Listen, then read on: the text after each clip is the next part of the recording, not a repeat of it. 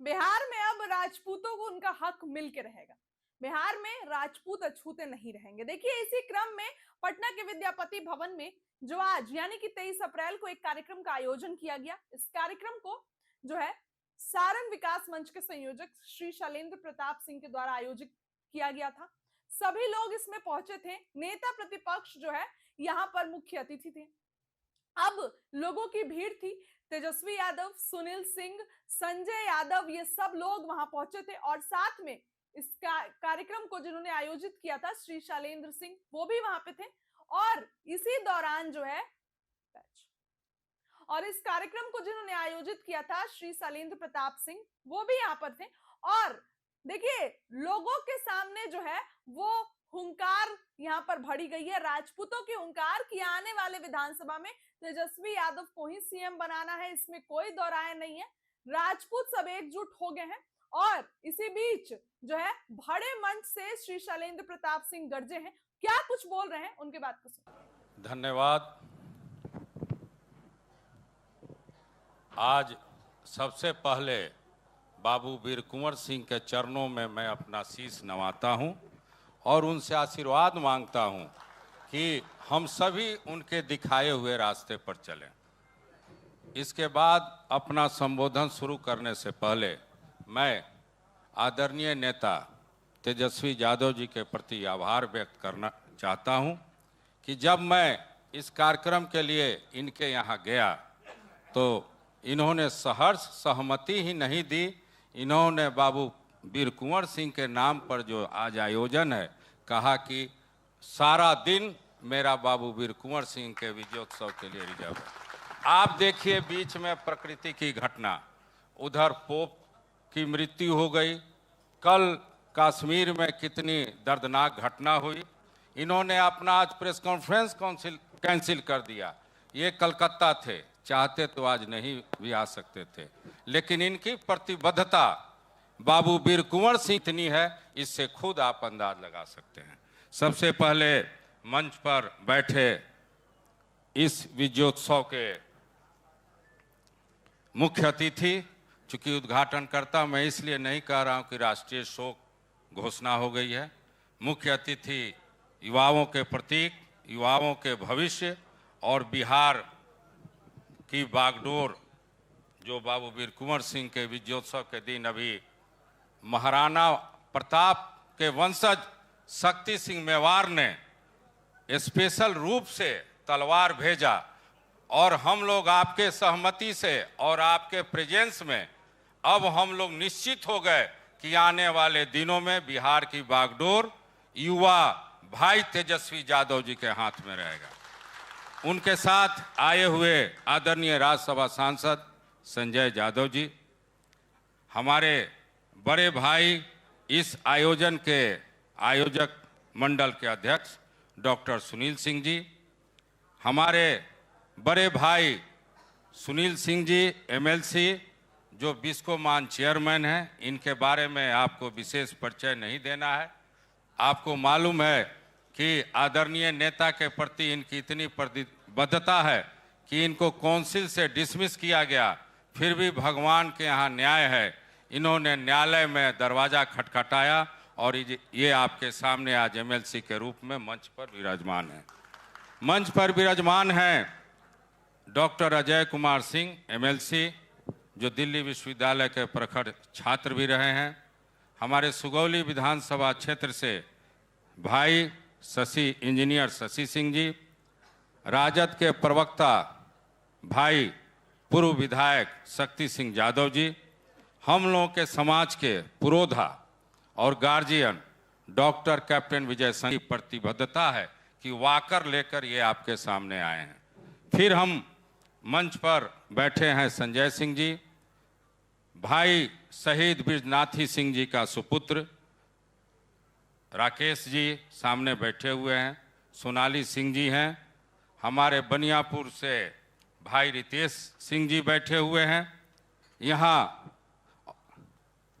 परिचय देते देते बहुत सारण, शाहाबाद, चंपारण, वैशाली के कोने कोने से आए हुए युवा साथी, बड़े बुजुर्ग गार्जियन और सभा में उपस्थित सारे आदरणीय क्षत्रिय लोग, ये कोई भाषण देने की कला हम में ज़्यादा नहीं है, लेकिन आपके सामने मैं कुछ विषय कुछ समय के बाद रखूंगा, चूंकि मैं जानता हूं कि आप लोग आदरणीय तेजस्वी यादव जी के सुनने के लिए यहाँ व्यग्र हैं, लेकिन मैं उसमें से 2-3 मिनट में अपनी बातों को समाप्त करूंगा। बाबू वीर कुंवर सिंह, एक ही नाम काफ़ी था। इन पर दिनकर जी की एक 4 पंक्ति बड़ा सटीक बैठती है, युद्ध नहीं जिनके भाग में वो बड़े अभागे होंगे, या तो रण से भागे होंगे और नहीं तो प्रण को तोड़े होंगे। बाबू वीर कुंवर सिंह का नाम दुश्मनों और अंग्रेज के लिए उनके दांत खट्टे करते थे। आज से 167 साल पहले जो उन्होंने लड़ाई जीती, आज उसके विजयोत्सव के रूप में हम लोग यहाँ शरीक हुए हैं। आप जानिए, हर एक महापुरुष की जयंती और पुण्यतिथि मनती है, लेकिन बाबू वीर कुंवर सिंह ही देश में ऐसे नायक हैं जिनका विजयोत्सव मनता है। आप समझिए इस आदमी का कद। बाबू वीर कुंवर सिंह का विजयोत्सव अगर मनाया जाता है तो इसके पीछे कुछ कारण है। इसके पहले आदरणीय तेजस्वी जी के आने के पहले यहाँ बाबू वीर कुंवर सिंह का वीर गाथा सृष्टि सांडिल्य, जो अपने समाज की बच्ची है और भाई उदय नारायण सिंह की लड़की है, उसका वीर गाथा आप लोगों ने सुना बहुत ध्यान से। हमको लगा कि उसका वीर गाथा जो गाई है बच्ची, आप लोगों को बहुत पसंद आया होगा।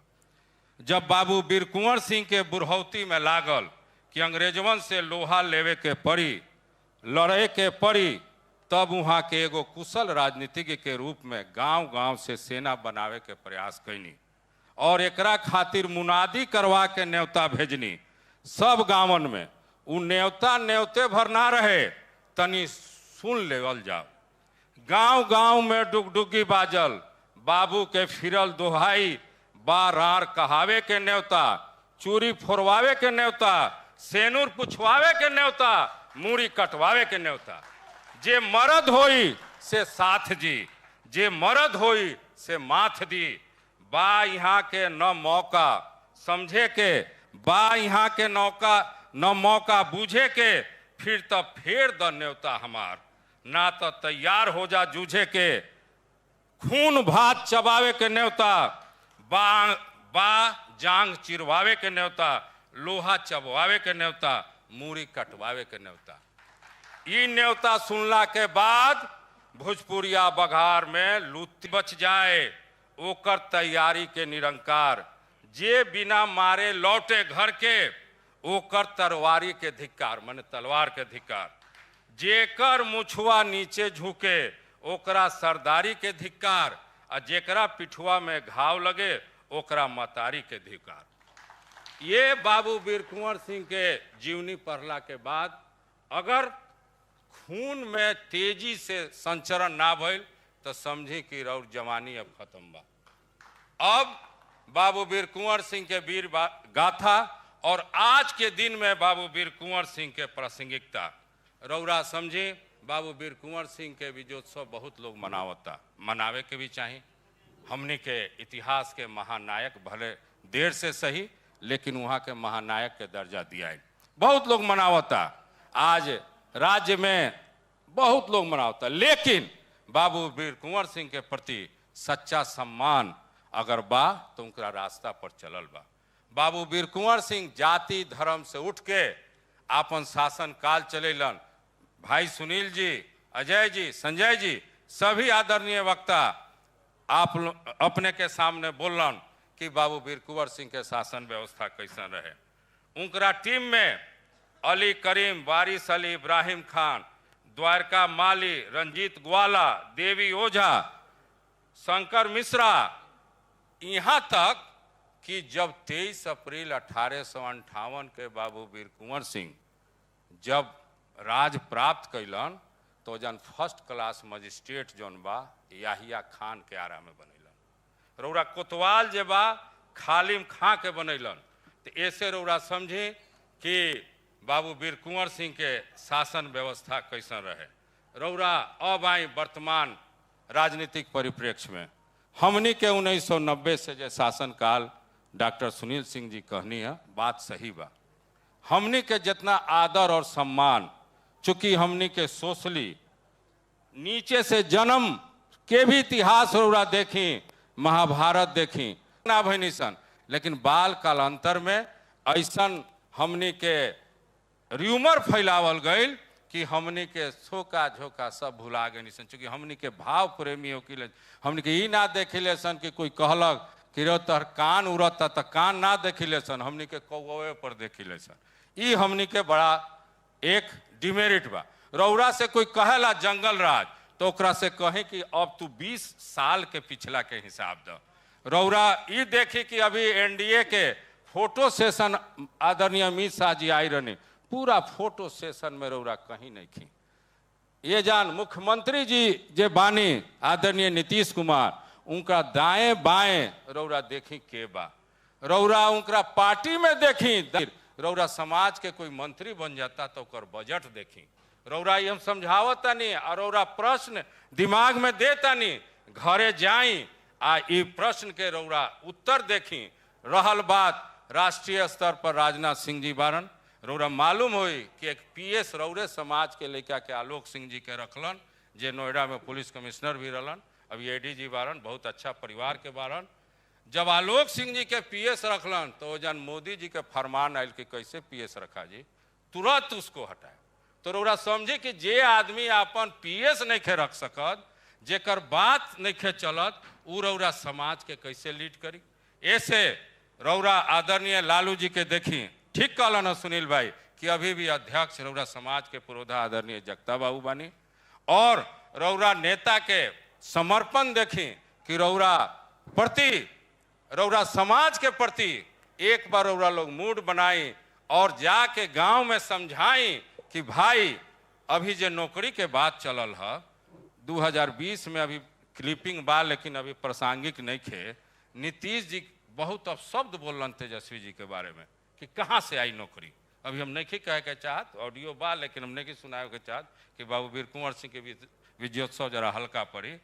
आ वो लड़का रौरा लोग के बीच के जब उप मुख्यमंत्री वहाँ के बननी तो देखी कहाँ से आ गए। आज कहीं अखबार में देखी रोजगार लिखल बा, क्या है कि फिर रौरा दिग्भ्रमित करे खातिर रोजगार के लिस्ट में रौरा जाई आ देखी कि कौन जिला बा आ कौन लोग बा।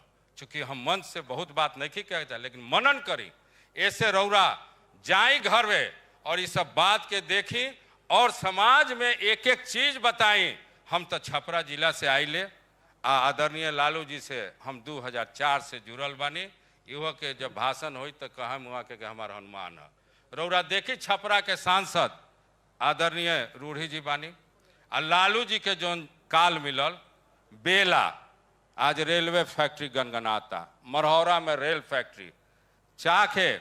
हमारा छपरा जिला से कम 1 लाख आदमी रेलवे में आज नौकरी करता, 1 लाख आदमी। कौन ऐसा गांव नहीं खे, कौन ऐसा पंचायत नहीं खे, कौन ऐसा जवार में लोग नहीं खे जौन परिवार के एक लड़का नहीं खे। तो रौरा एक बार मौका दी, पूरी तरह से मौका दी। लेकिन हम अब फिर अपन बात चूंकि समाप्त करें, चूंकि समय बहुत हो गई बा और रौरा समन आयल बनी सुने के, लेकिन हमरा ऐसा ना कि सुन के जाई आ फिर घरे बैठ जाई। तो हमरा याद पड़ता रामजी सिंह मुखिया एगो भोजपुरी कवि रहलन, कहस का बाबू वीर कुंवर सिंह पर, बाबू तू शेर जैसन दहाड़त रहल, बाबू तू शेर जैसन दहाड़त रहल, हम बकरी ऐसन में मियाई ले, फेरो तहार हरेक साल जयंती मनाई ले। हमरा कहे के ही मतलब बा जयंती या विजयोत्सव तो मनैनी सन, लेकिन जाके रौरा लोग संकल्प ली कि आने वाले समय में जब भी चुनाव होई आदरणीय तेजस्वी यादव जी के प्रति पूर्ण समर्पण लेके रौरा इनकरा विजयी बनाई और बिहार के बागडोर दी। आ जे जाए ओकरा से पूछी कि तहार सरकार पिछला 20 साल में का कैले बा। अब आई बाबू वीर कुंवर सिंह के प्रति अंतिम में क्या समर्पण बा। 90 में लालू जी मुख्यमंत्री बनी और सबसे पहला यूनिवर्सिटी देश में बाबू वीर कुंवर सिंह के नाम पर आरा में लालू जी बनवेनी। जब डोरीगंज पुल बनल आरा शाहाबाद और सारण के जोड़े वाला, बहुत राजनीति भइल। लेकिन देखी भगवान के लीला, उस समय माननीय तेजस्वी यादव जी उप मुख्यमंत्री रही और साथ साथ पथ निर्माण मंत्री भी रही। यहाँ पर बहुत प्रेशर पड़ल, लेकिन देखी यहाँ के समर्पण बाबू वीर कुंवर सिंह के प्रति, वहाँ के पथ के नाम बाबू वीर कुंवर सिंह पथ रखनी। तो मौका देव तब न रौरा समझब, तो इतिहास बा इनकर कि हमनी के सब तरीके से जुड़ल बनी। यही से रौरा लोग से निहोरा बा कि रौरा लोग ये जो बात रौरा लोग के सामने रखल गई है, तमाम आदरणीय वक्ता लोग भी रखल, ये बात के रौरा मनन करी आ एक बार फिर लुकारी बांधी कि जय तेजस्वी, जय तेजस्वी। और ये बात कह के, चूंकि समय बहुत ज्यादा हो गई बा और रौरा लोग व्यग्र बानी, हम बिहार के भविष्य, बिहार के युवाओं के देश में प्रतीक, मान ली तेजस्वी जी यही जान नहीं खान, पूरा देश में लोग कहला कि इस लड़के को मौका मिलना चाहिए। जिस हिसाब से ही बोलते हैं लोग, बाहरी विरोधी लोग पहुँचाएला कि पढ़ल लिखल नहीं खान। तो हमनी के समाज में पढ़ल लिखल बा लोग कहाँ? हमनी के बाप दादा के समय कलकत्ता, गुवाहाटी में हमनी के सबसे ज्यादा कौन काम करी सन? दरबानी। आ हमनी के दरबानी के सुन ली, चूंकि समाज के लोग बैठल बा, एकरा बुरा नहीं खे माने के। हमनी के जब दरबान रही सन तो सेठ साहूकार कहे कि बाबू साहब जरा चाय ले आई, मने बा एक के आदमी डायरेक्ट कह दी तो बाबू साहब खिसिया जाई, तो ले आवे के करे। तो ऐसे ही बात के समझी रौरा और एक बार यहाँ के मौका दी, तभी बाबू वीर कुंवर सिंह के विजयोत्सव हमनी के मनावल सफल हुई। और रौरा लोग के परमिशन से हम अब रौरा लोग के बीच आदरणीय तेजस्वी यादव जी के आमंत्रित करतनी और वहाँ के प्रति कोटि कोटि आभार व्यक्त करतनी कि रौरा लोग के बीच वहाँ के आई और दो शब्द कही।